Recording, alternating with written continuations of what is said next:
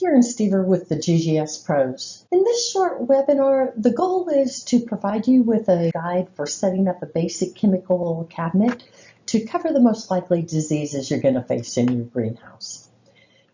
The goal is to select a minimal number of products just to get started and to still, with those products, provide for a rotation. The most common disease issues in the spring or fall are botrytis, powdery mildew, root and crown rots, including Phalaeopsis, shown stunning these petunia transplants here, and other crown and rot diseases that can take out your finished or nearly finished production plants. And then we have everything else. That includes fungal leaf spots, as well as bacterial leaf spots that are becoming more and more common over the last few years in the summer and fall. Last fall, a lot of growers really suffered with bacterial leaf spot. Red rots are caused by two types of pathogens: oomycetes, which are water molds, Pythium and Phytophthora, and then true fungi shown on the right. Fusarium, Rhizoctonia, Phalaeopsis are examples. These two categories of organisms of disease generally require two modes of action to control them. That difference in activity in the root zone is shown here. On the left, we have our Phytophthora and Pythium disease, but also the fungal diseases that occur in the root zone. And on the right are foliar issues, fungal leaf spots and bacterial leaf spot. Bacterial leaf spots also require a special product. They're not really affected by many products other than copper fungicide. The good news is that there are several fungicides that can be both sprayed and drenched, which can combine two quadrants up there in the northern hemisphere into one, as long as we choose a product that can be drenched for the root zone and sprayed for the foliage. The modes of action in the example products shown here provide a broad spectrum control for foliar diseases as well as for fungi in the root zone. Starting with mode of action 12, that includes Medallion, Spirato, and others. Medallion is one of our best controls for botrytis and general fungal leaf spots. It has a drench label. Spirato does also for controlling fungi in the root zone. Another mode of action, MOA 19, which is a firm, is used in a very similar way and also is a very good control for powdery mildew, in addition to the ones previously listed.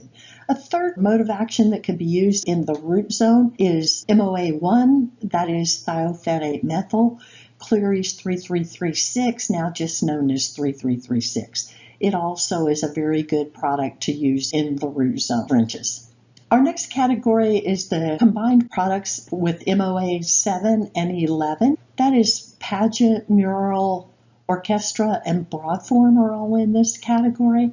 Members of this category have slightly different activities, particularly towards Pythium and possibly towards botrytis, but very broad spectrum, very useful for a number of diseases. The biologicals are next. That's MOA BM2. That includes Cease, Companion, Triathlon, and Stargus. These are extremely broad spectrum, preventative only fungicides. They do have drench labels as well as foliar spray labels, and you can see our list is nearly complete there that they show some efficacy against. And lastly are the copper fungicides, MOA M1. That includes Phyton, Camelot, Grotto, Nordox, Badge, Calmore, numerous copper fungicides, and are best controlled for bacteria. They also control rust and multiple fungal leaf spots, as well as powdery mildew, but bacteria is really their strong suit. These copper products can be mixed with our biological, and that gives us a combination of preventative and curative activity. Another excellent tank mix for the bacteria is to tank mix your copper with Clean Grow. Clean Grow is a disinfectant fungicide and has been very useful for this purpose. It's also another product then that you can get double duty out of. We talked about two modes of activity are necessary for Pythium and Phytophthora control. The primary modes of activity are shown here. MOA 4, 14, and 21. Subdue Max or Segway MOA 21 are the softest on new transplants, and they would be preferred for that reason. Ranman is an agricultural label, the same as Segway. For food crops, it has a wider variety of crops on the label. Subdue Max suffers some resistance, particularly for Pythium. That would lead often our number one choice to be Segway. Now, adding our Pythium control to the chart, these 5 modes of action will provide the preventative control that we need to fully control all 4 of our disease quadrants. These products have together the fungicide activities we're looking for, and in most cases, this selection allows for effective rotations. The top curative controls for some of the listed diseases are not here. For example, Mycora for downy mildew or Eagle for rust or powdery mildew. Those are some of the top curative controls, but they're very narrow spectrum. So you might make the choice to put those in your cabinet depending on your crops or your previous experience. The biological products, Cease, Triathlon, Stargus, and Companion, they're all so broad spectrum.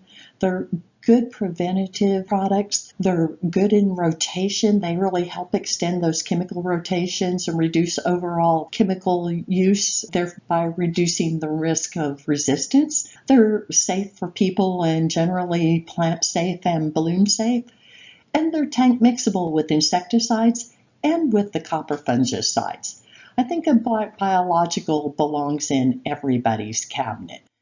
I hope they've given you some good guidelines to consider what your fungicide needs are and how to prepare yourself to deal with any disease emergencies that pop up during the course of your production without it becoming a panic situation and paying extra for shipping. I think you can set yourself up with these fungicides to be in good position to deal with most issues. I thank you for your time today. If you have any questions, please contact me by email or at the phone numbers shown here, and I'll be happy to discuss anything with you. Thanks, and have a great day.